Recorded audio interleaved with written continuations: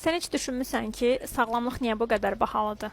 Mən səhiyyə iqtisadiyyatı və idarə olunması üzrə təhsil almışam. Sadə dildə desək, mən araşdırıram ki, bir cəmiyyət necə sağlam ola bilər və bu necə ədalətli şəkildə təmin oluna bilər.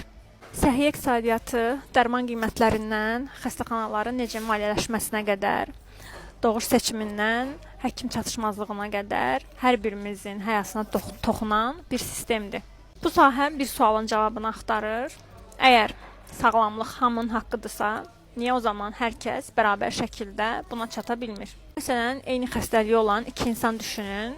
Birinin yaşadığı yerdə müasir xəstəxana var, digərinin yaşadığı yerdə ümumiyyətlə xəstəxana yoxdur. Biri yaxşı sığortalıdır, digərinin ümumiyyətlə sığortası yoxdur. Biri təbii doğuş edə bildiyi halda təbii doğuş edə bilir, digəri təbii doğuş edə bildiyi halda lazımsız keysəriyyə əməliyyatına məruz qalır.